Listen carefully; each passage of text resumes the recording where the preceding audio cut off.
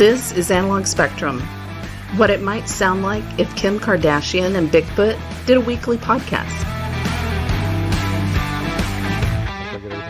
Okay, we are recording. Edit, schmedit. Who needs to edit? Edit like we're on a Reddit. Oh my God. I could have been a rap star. No. You don't know what you're talking about. Oh yeah, you could have been a rap star. I could have been. Yep. Hey, look, Eminem. No, well, I was going to put that in there, but I'm not now. Well, anyways, all right. Oh shit. Okay, we're back. This is Analog Spectrum, and this is Tony, and I'm here with Doug. Say hi, Doug. Good morning. Nice, and it is morning, and Yeah. we also have Lucy with us, who now is going to get a hosting credit. She's had enough episodes where Lucy the Piglet, otherwise known Chihuahua. she is with us. Hey, we're gonna do some stuff today, but first I'm gonna ask Doug how you been doing. Good, man. Just busy. Same, yeah. We were talking earlier. I just got back from San Diego. Went out there for a conference. California, yeah. Wow. I thought we were going to stay out of politics. No, it's not. Boy, you get me Going, started. I wasn't going politics. I was. You know, it's just it was San Diego is beautiful, but I can see why. You know, once we did some looking at some housing prices and all that kind of stuff. Wow. Now you know why everybody's moving to Austin. Yeah, I know. So, all right, for today we are going to talk about. We did the what did I call it? The fantastic film Transposition. We're going to do that again, and we're going to Dun dun. We're going to cue the applause and the booze, of course. I could find that probably. Yeah, I'm sure you could. So we're going to talk about two movies, and as we always mention, we struggle a little bit with topics, and both Doug and I are pretty busy right now, and we just grabbed two movies that neither one of us had seen. I'm actually interested in this conversation only because I think, well, I'll find out. I know that I gave Doug a movie that is on my list of movies that I like, I guess, and I don't know if Doug did the same thing, so I'm probably not going to fall on my sword. He wanted me to watch The Legend of 1900, and I asked him to watch MASH. Now, I know I always say this, we're going to dig deep, and if you haven't seen them, I don't give a crap. There's going to be spoilers, but who cares? Spoilers. Yeah, but these movies have been around for both. One's been around for I think almost 25 years. The other one almost like 45 or so. Well, MASH was 1970. I think. 1970, exactly. Yeah. So, which one would you like to start with? And it makes no difference to me. And again, Doug had never seen MASH. Now, kind of breaking the rules a little bit because clearly he knew what the idea, what the concept of MASH was. Yeah, I'd seen the TV show when I was a kid. Yeah, exactly. And but I had never seen Legend of 1900. That was a completely new thing to me. Cool. So I think last time we started with your. I think we started with funny games. We did. So we'll start with MASH. Okay. So what did you think? I'd say probably bottom 3 movies I've ever seen in my life. Okay. So those are, to set the tone. Yeah. Well, and like I said, I'm not going to fall on my sword for it. Yeah, I understand. Yeah, you shouldn't. And those that have not seen MASH, again, that was 1970, directed by Robert Altman. He should be shot. And I thought the one thing that was, I went back and looked at it. I always remembered him being. First, just an idea behind it.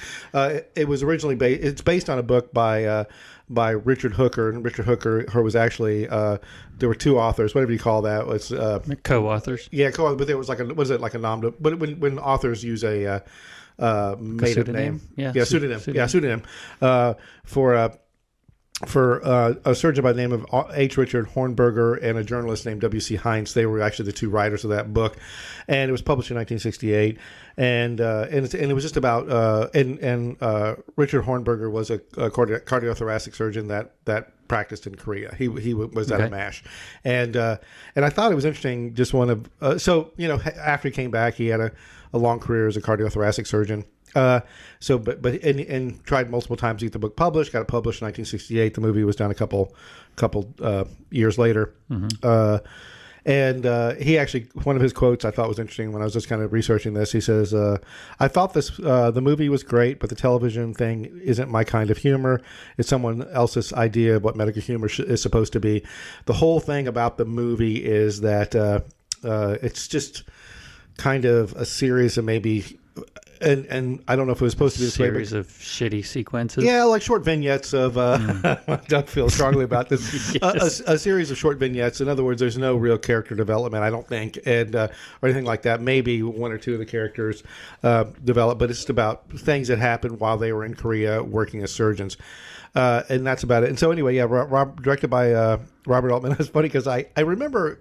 Like people talking about Robert Altman being like the kind of one of these top end directors, and I looked at like the movies he did, and there was a lot of like movies that you think you've heard of, but you're really not too sure. Such as like Nashville, Popeye. He directed Popeye, that Robin Williams movie. That was also terrible. It was. There was one on there that I'm like, oh, I got to add this to the list just based on the name. This is maybe a movie that we should watch and just talk about. We should watch it together. Like, No, well, cuss you out the entire time. No, this is not Popeye. This other movie was he directed one right before this one called Brewster McCloud, and it looks like it might be in that kind of Gator or White Lightning vein. Right. But I thought that was kind of he died in 2006. So on that note, bottom 3 movies you've ever seen. Yep. Go. Why? Well, partly from what you said, there was no character development whatsoever. It wasn't even a story, really. It was a menagerie. I really, here's what I thought. This was what struck me as I was watching it, and shortly thereafter was like, this was really a bunch of spoiled people that had the fortune of having backing enough to make a movie and just did whatever the hell they wanted. They were just getting high and drinking on camera. There was no point to any of it. There was not even on there was no redeeming quality I could find. And I know it was supposed to be funny, but I am not kidding. I don't even think I cracked a grin once. Not once. The whole thing. Right. Maybe I remember the only part of the film that I even vaguely enjoyed, and this was pretty freaking minor, was the football scene, the football game. Right at the end. Or the last like 15 or so minutes, yeah. Yeah, and it felt like an hour, but it was, the whole thing was just awful. To me, it was just like Donald Sutherland and his group of friends just like, sure, let's stand in front of the camera and act like idiots. I mean, I honestly... I made a movie with my kid when he was 9 years old, and I think had more entertainment value than this. It was just horrible. Just a total waste of time. I think one thing that's interesting is well, okay. So real quick, also, because you mentioned the stars, Donald Sutherland, he played, and anybody that's seen the TV show and hasn't seen the movie, there is a little bit of like like this kind of odd, like where you're very. You always see Alan Alda as Hawkeye, but Donald Sutherland played Hawkeye. Elliot Gould played Trapper John. There was also Tom Skerritt was in there. He played Duke, and Sally Kellerman played Hot Lips. Robert Duvall, which is one of my favorite actors. I thought he was great in there, to be honest with you. Yeah, and other people like some actor that I have no clue what else he did. Roger Bowman played Colonel Blake, and what is it? I can't even say his name, but the guy who played Rene Auberjonois, whatever, he played Father McKay. He's the guy that, he's which I thought he played that same role in the TV series. No, different guy. What? Yes. Okay. Different guy. Oh, the only person that was in both the TV show and the series was Gary Berghoff. Radar, yeah. Yeah, but one thing I found, I do agree with you on multiple points on this movie. I think for one, this movie was, and my opinion has changed over the years. Okay. In that the movie, because what made me ask you if you'd seen it is. And this is, I'll try to keep this as short as possible, but I got Audible books and I like to listen to books, and I actually had read, because I'm in the medical field, and and you kind of gravitate towards that stuff every now and again, and I'd actually read the Hooker novel, the original MASH that this was based on, but I'd forgotten about it, and I went to get an Audible, but Audible book of this, but I accidentally got another one that was done by this a different doctor. And it was still called MASH, but it had a little bit of a different name.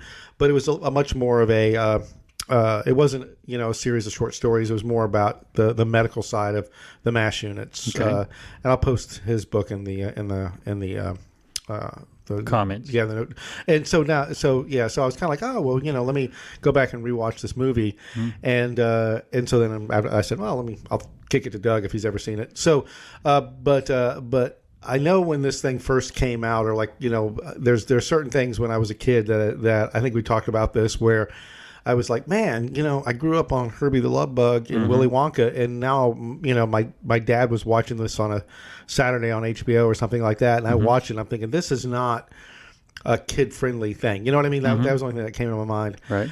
Looking at it now, I do realize that, and these other doctors, like the book I read now, the guy even commented that like Korea was a popular war, and Vietnam wasn't. This came out around Vietnam. This is more of a story about Vietnam, right? Well, so that was one of my takes on the thing, is it was supposed to be a Korean war, right? But you would never know that if somebody didn't tell you. You were watching this, you would swear you're watching a Vietnam film. Yeah, and it was and 100%. Yeah. It was made as a statement about Vietnam. Yeah.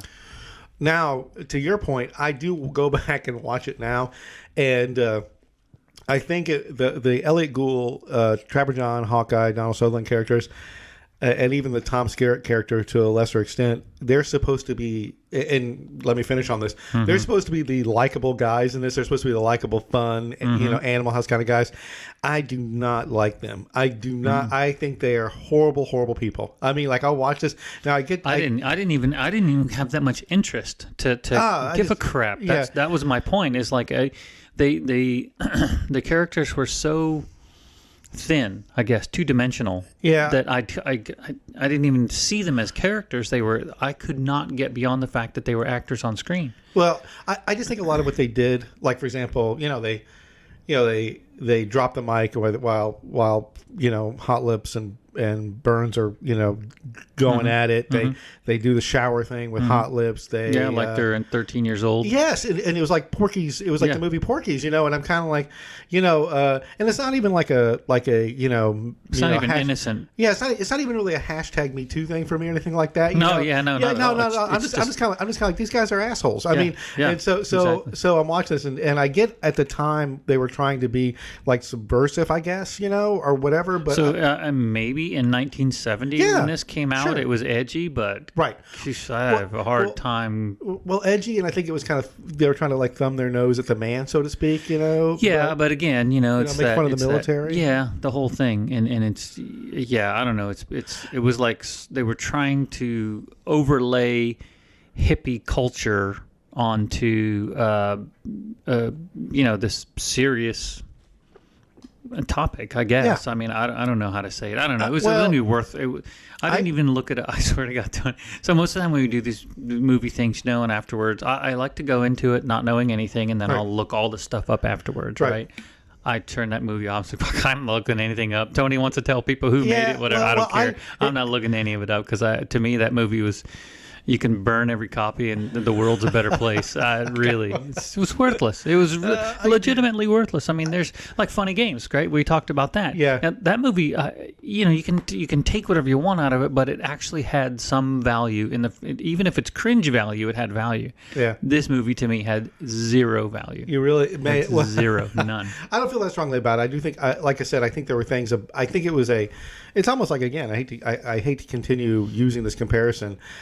But we talk about how certain things have value, in the time that they were made, but don't hold up, and other things have value, and you watch them like years later, and you're like, oh, that's still an amazing. I think at the time, this clearly had a statement to make, and I mean, there at the time the Vietnam War was winding down, and I think what they were doing, I don't know. Maybe there is some comparisons to nowadays, like how people talk and act and terminology and so forth that might be put into a movie that people just kind of let it roll. They say no big deal, and then they're going to look back at it in 40 years and say, "Gosh, man, what the hell were we thinking?"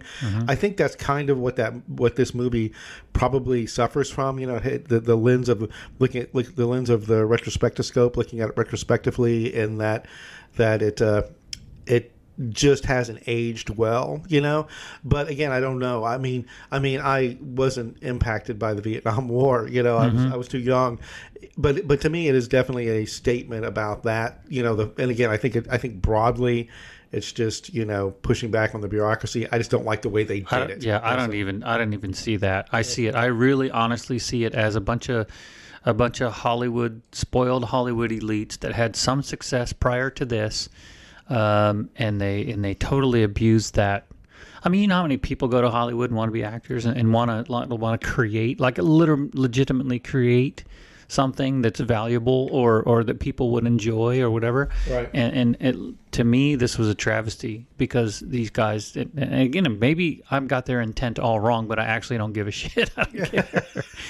The truth of the matter is I will never waste 1 minute more on that movie. And if anybody ever asks me, I'll tell them to waste your time.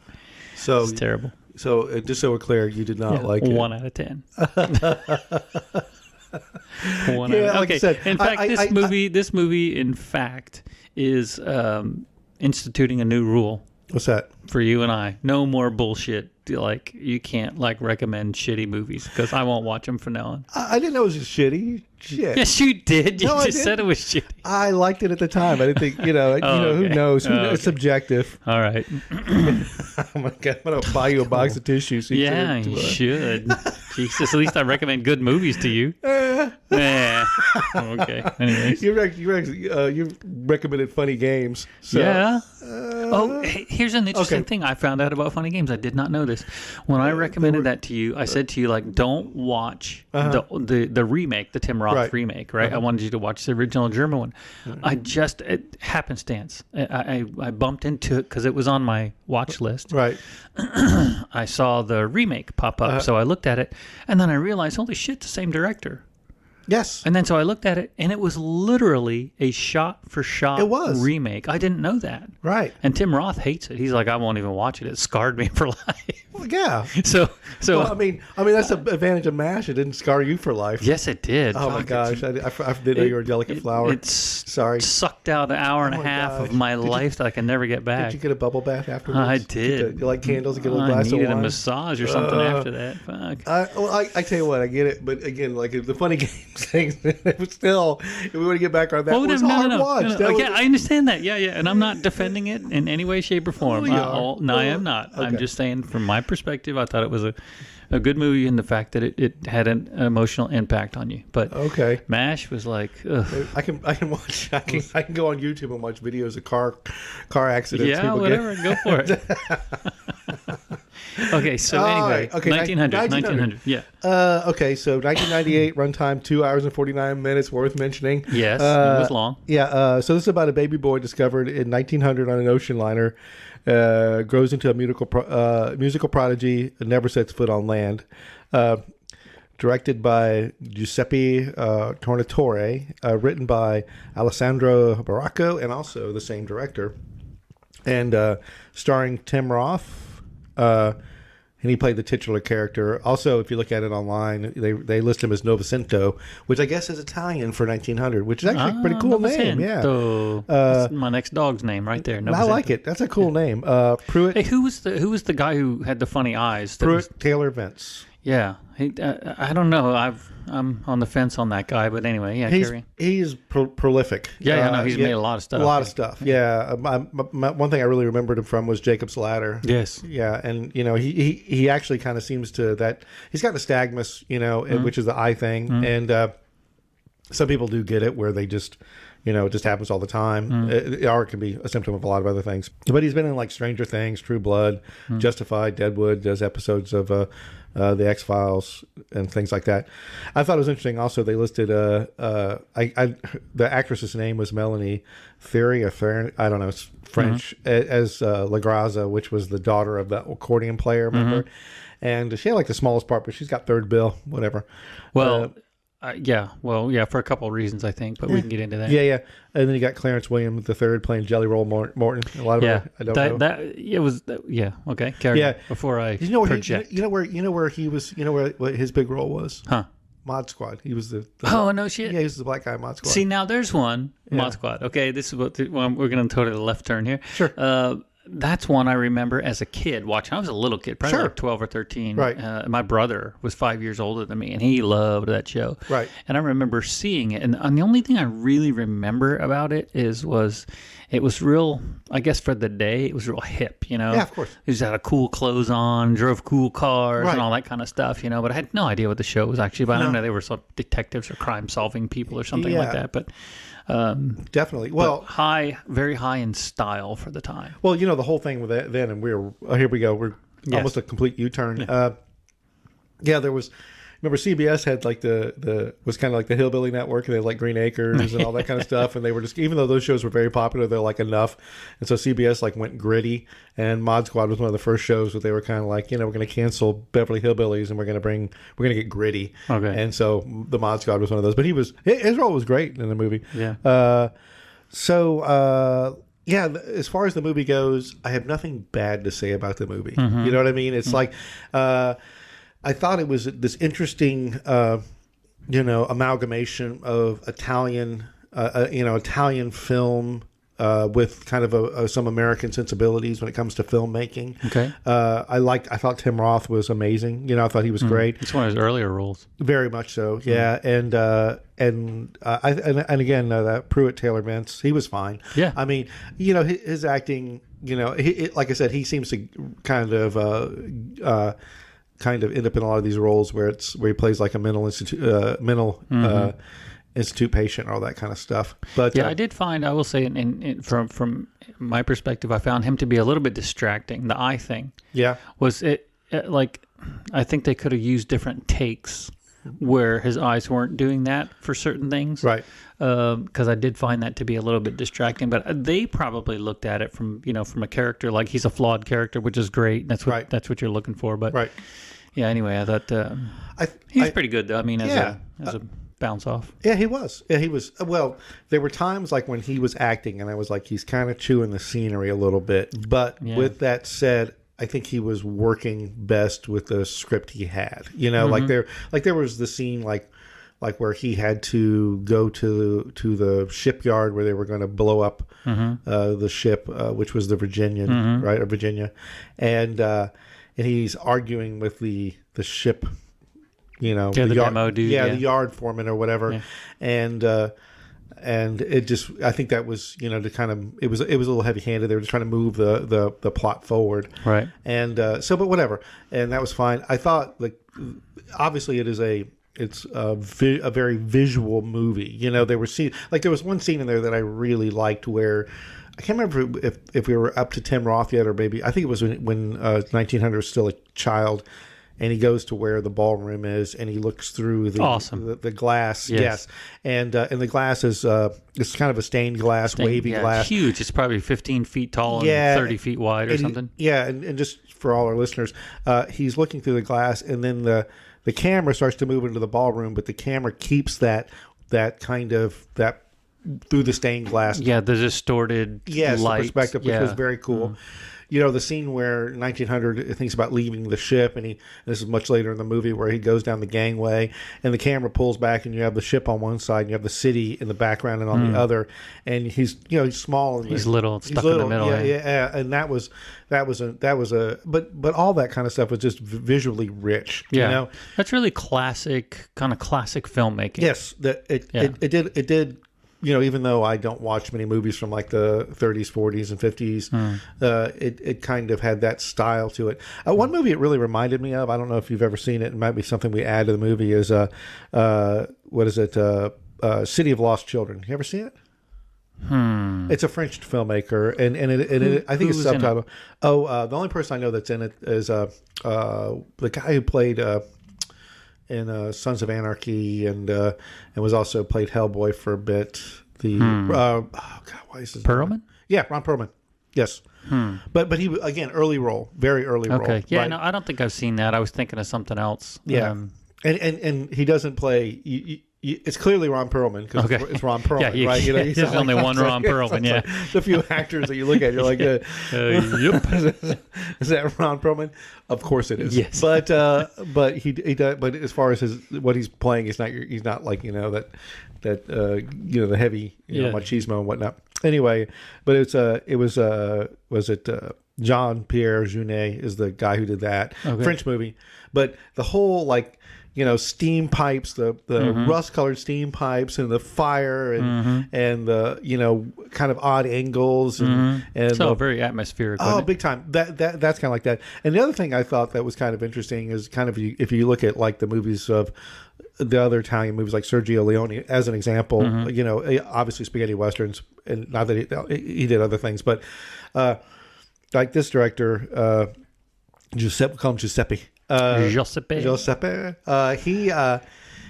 He definitely had a kind of interest in like unique faces, like for actors, like where he would hold on somebody that like the band director. Yeah, those crazy eyebrows. Right. Yeah. So like most actors and actresses in Hollywood, if it isn't pure nepotism, are beautiful people, yes, right? Yes. And there was a lot of times where he would frame an actor's face, and you were like, it's not ugly or anything. It's not beautiful. Just normal. It's just unique. Very unique. You know. So that's how. And I thought that was kind of refreshing. Right. As far as like the actual story goes, again, 2 hours and 49 minutes for it was like a lot of time for not much story, and to me it kind of had that kind of fairy tale thing going on. And what I mean yeah. I mean, because the whole point, and he never leaves the ship. He ends up dying on that ship, right? When they blow it up. And you're like, just leave the damn ship. But that's kind of outside the fairy tale world. You're like, he would leave the ship. Yeah, of course he would. Yeah, but of course he makes that point at the end. But about he gives a little soliloquy there about how terrible the world is outside. Whatever. Yeah, okay, it's sappy. I get it. It seemed a little overwrought. Yeah, I was kind of okay, but again, I know that was what 20 some odd years ago, right? If you would have seen it back then, it didn't have that same effect. Yeah, I think so. If a younger person that hadn't been exposed to a bunch of that sort of philosophy sees it, right, they'd be like, okay, they would get it. And I think that was the impact it had on me when I saw it. It was like, this is kind of cool. He's made his choice and whatever that. But again, it was 2 hours and 49 minutes to make a point that I was just kind of like, all right, and it was, I kind of knew where we were. I mean, it wasn't like, I was expecting him to like, oh shit, well, I got to get off this boat. But so tell me this, what about what was your viewpoint on the storytelling, how they mixed the retrospective storytelling when he was telling the story to Pops because he was going to sell his trumpet. But then we go into current times when he realizes the ship's going to get blown up. And what was your? I liked it. I mean, a couple thoughts on that. I was it didn't I was fine with it, but I also like it that it was a story. So it always has kind of when somebody's telling a story, you have a bit of a third, that third person, maybe a bit of an unreliable narrator giving a story, and so there's that, but. It was interesting. The character Max is Pruitt Taylor Ben's character. So seeing things through Max's eyes, I did like that. I did like him as a character. I thought he was interesting. Yeah, so do I. But this is the part that I thought was interesting is that you got to see the story through Max's eyes, but also through 1900's eyes, and then every once in a while you got to see it through somebody else's eyes, like the ship's captain. Right. You got to. I mean, for as few times as he was in there, like if you counted at the time, the captain wasn't in there very often, but he was a presence throughout the whole thing. And I found that's good storytelling because he's always looming there. Right. He wasn't the big heavy-handed guy. He was actually pretty empathetic, right. but. Yeah, I mean, and then they used, and I didn't think they did this quite as effectively, and it's probably because of the style, but they used the music as a character. Right. And by the way, you know who did the music? Ennio Morricone. I don't know that. Yeah, you do. Who is that? He also did the Good, Bad, and Ugly soundtrack. Oh, okay. Yeah, okay. So, yeah. This was clearly well after that when he had some... Well, he's done a lot. He has done a lot of soundtracks. Okay. Yeah, but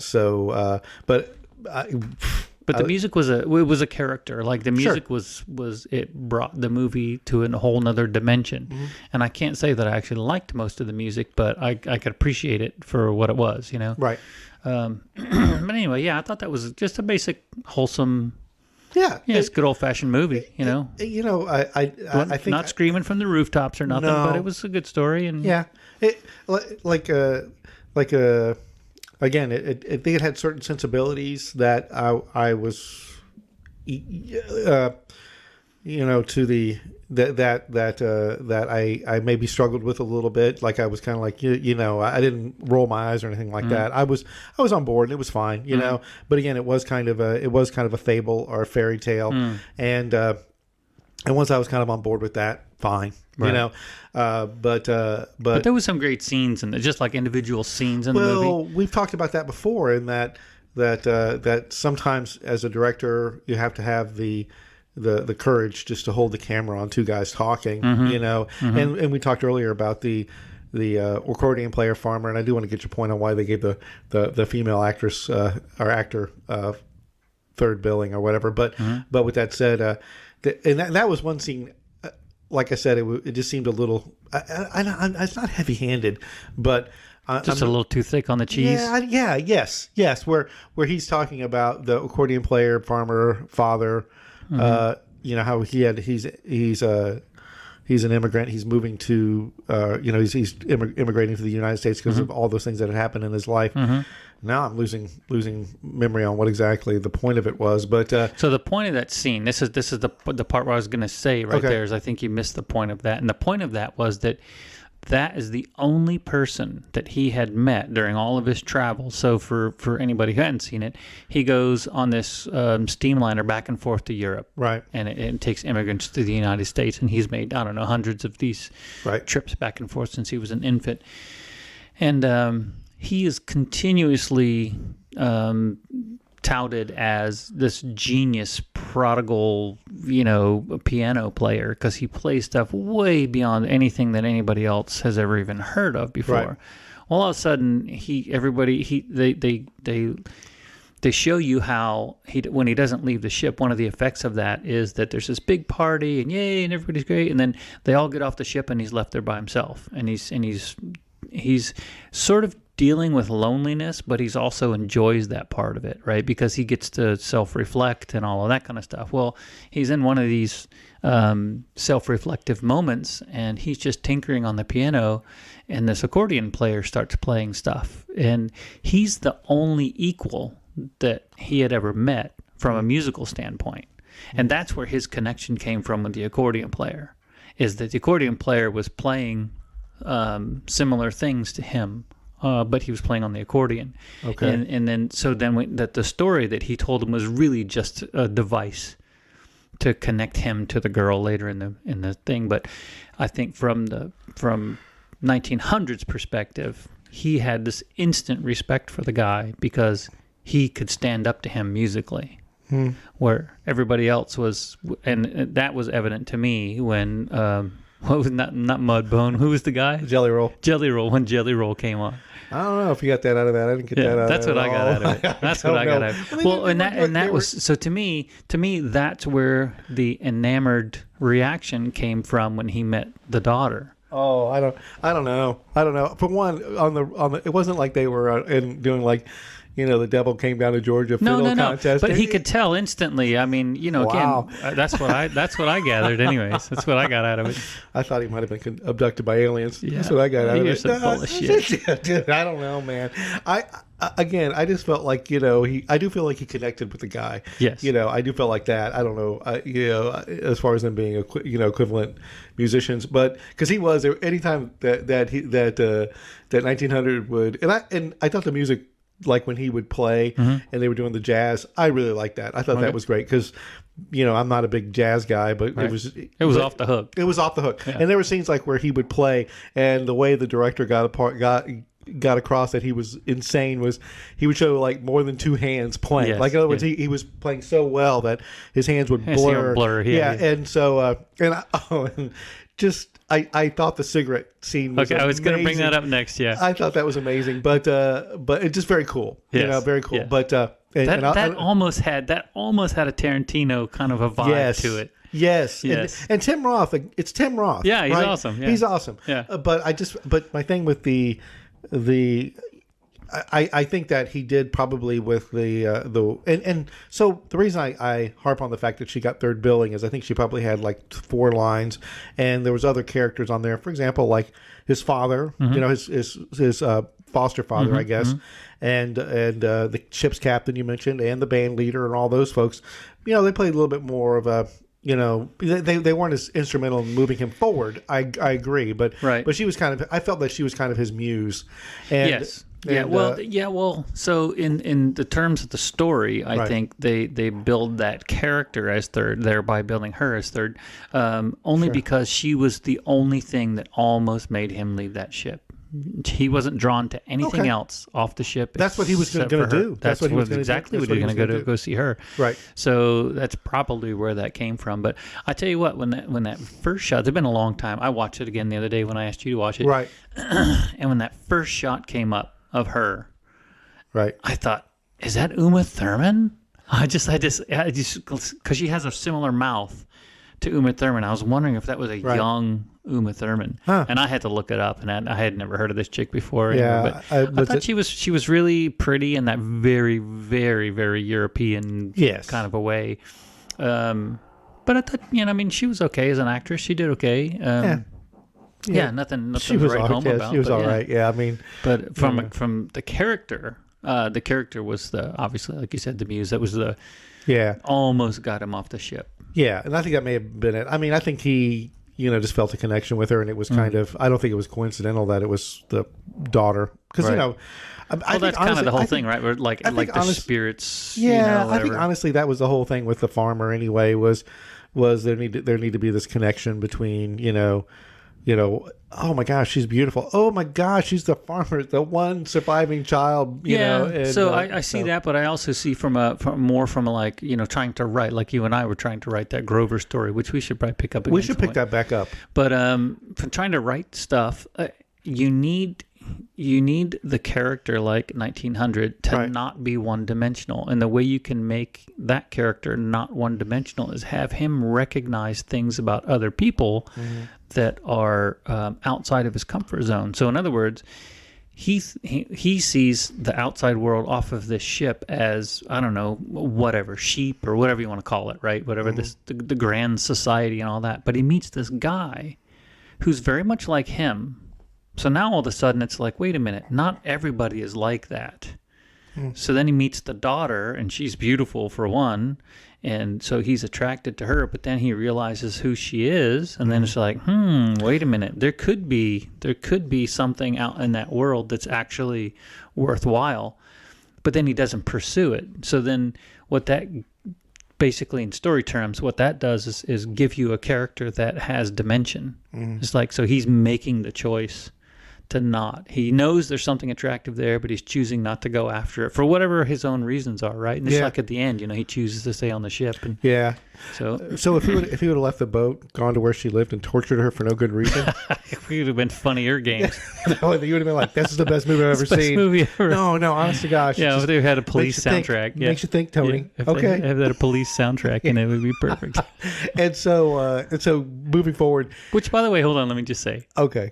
That scene, there's the one scene in the movie I didn't like. But it does illustrate a character point about him when he snuck down there and she was sleeping. Yeah, it's weird. And he went over there and kissed her when she was sleeping, and I'm like, that's some creeper shit, man. But then I thought about it. I'm like, he's never had any experience like that ever in his life. He's never had that emotional attraction to another human. So he's exploring. He might as well be 10 years old, Right. I thought, okay, and I agree on that. It was still creepy. It was a little creepy. Yeah. But I did think think about that was interesting was that whole Italian versus American type thing. This movie was kind of gave you some historical perspective, a little education.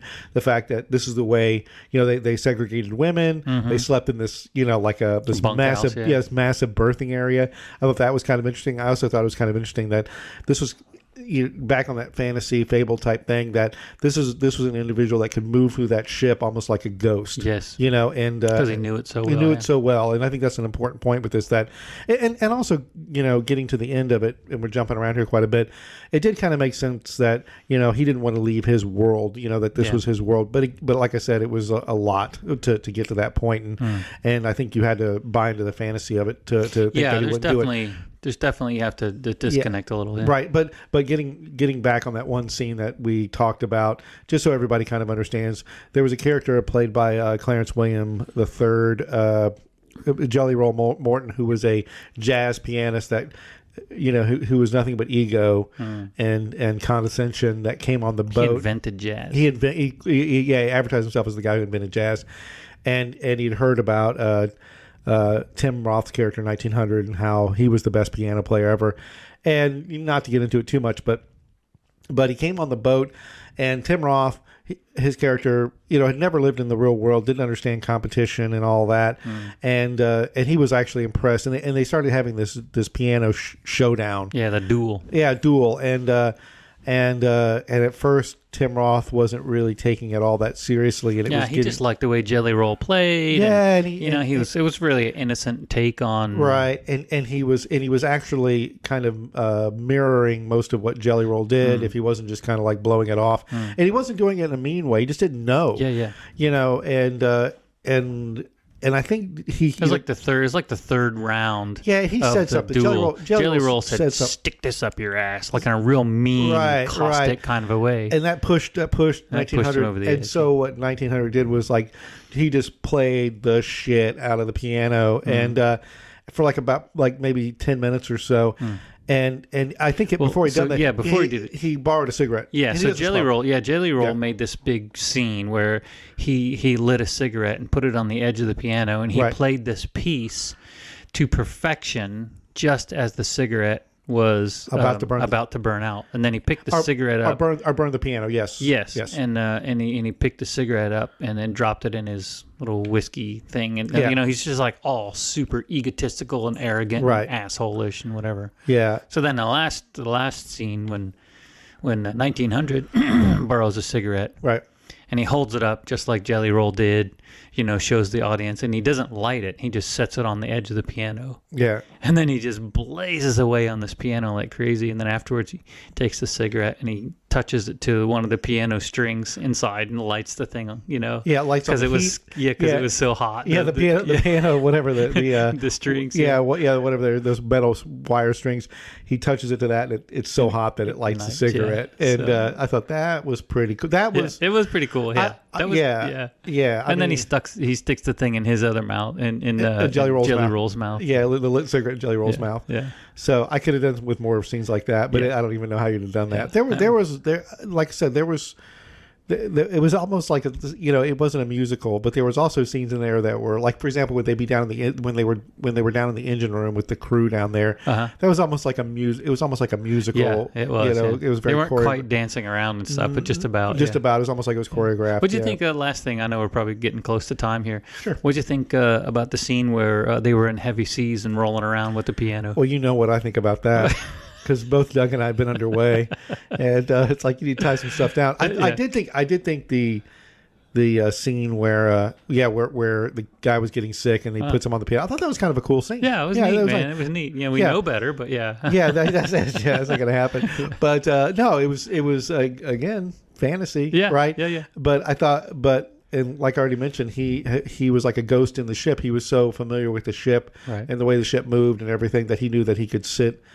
And the scene that Doug is asking about is they're in that massive ballroom. The ship is in heavy seas. Max, he was new to the ship. He came up to the ballroom. He was getting seasick. Yeah, and so he came up to the ballroom, and 1900 was just sitting at this piano that was that wasn't secured for C. Yeah, and he had the locks on the wheels, but that was it. Yeah, which was But so he told Max to sit next to him and unlock the wheels. Yeah, and then they started playing piano, and as the ship was rocking and rolling around, the piano was kind of sliding. dancing. Yeah, it was like a waltz.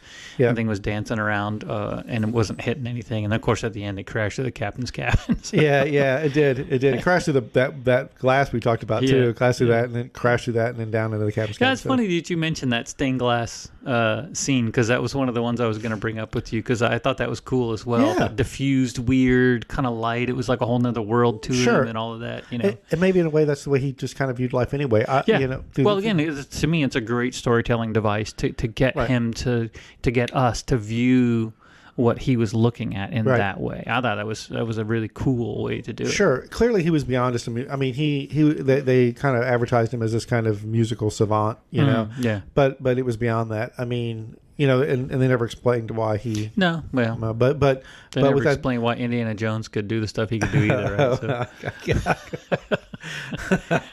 I don't even know, bro. It wasn't the leather jacket. but what I mean to say is that. It was almost like he was able to channel. He had this kind of connection with people that was unusual. Yeah, and that's where a lot of his music came from. He talked about that. Yeah. But it was like you were saying. It's not anywhere near on the top 10. Yeah, no, but it's a good old fashioned movie. Yeah, I thought I could watch it. It was unique for what I would normally watch. I wouldn't have sought it out. Right. Yeah. So, but it was good. But it's Tim Roth. Tim Roth. Yeah. It's awesome. Yeah. In this, I did some research on Tim Roth. Never formerly trained as an actor. He's just, so... that's good, because he kind of plays the same character everything, but whatever. Somewhat, yeah, definitely. Yeah. Well, Reservoir Dogs, so he's amazing in that. One of my favorite. Plus, he's great in Pulp Fiction. So, and they come back around to Tarantino. All right, imagine that. Who knew? All roads lead to Tarantino. All right, so I think that'll do us. We'll end it there. So Doug hated MASH with the white hot passion of the sun. Yes, and I think it's kind of okay. And MASH should be removed from the filmography of the world. Doug he's just not gonna have an open mind on MASH. And I had an open mind going in, and I'd slam like a damn vault door, man. Forget it. Done. Get out of my yard. That's right. And then 1900, I would recommend it if you're. If you have around 3 hours, you're not doing anything. So, yeah. Well, again, like you said, I think one of the things to know going in, if you're going to watch 1900, is it's very much it's like Never-Ending Story or something like that. It's like it's verging on that fantasy realm. So you just have to be ready for that. Yes, definitely. All right. Well, that's all we have. Again, thank you everyone for listening, and you have a great day. Thank the Chihuahua for not sounding too much like a pig. Not too much. This has been an Analog Spectrum production and presentation. Doug and I really appreciate you taking time out of your busy day to spend some time with us. Knowing that you gave us a listen and supported our show really means a lot to us. I posted our podcast website in the description. If you get a chance, maybe head on over there and see if you'd like to download one of our previous programs. We talk about all sorts of stuff. There might be something we posted in the past that you'll find interesting. And while you're there, please consider subscribing. That way you'll get notification of our future casts. Or if you prefer, you can search us out on just about any podcast platform there is. Apple Podcasts, Google Podcasts, Spotify, Amazon Music, Podbean, Pandora, iHeartRadio, Podchaser, and there's a few more. If you have a podcast app, we're probably on there. I almost forgot, we're on YouTube now. That link is also in the description. We haven't gotten around to producing videos yet, but all of our recordings are on there. It would be super awesome if you'd consider following us on there too. Finally, for any cast you have enjoyed, please leave us a review and a comment. 5 stars if you don't mind. Once you're done singing our praises, please share our show with your friends and family. With your help, we'll keep growing our Analog Spectrum community. That's all I have for now. Please feel free to contact us at analogspectrum@gmail.com if you have any questions or if you just want to say hello. As always, thanks for joining us on this ride, and we look forward to hanging out with you again sometime very soon.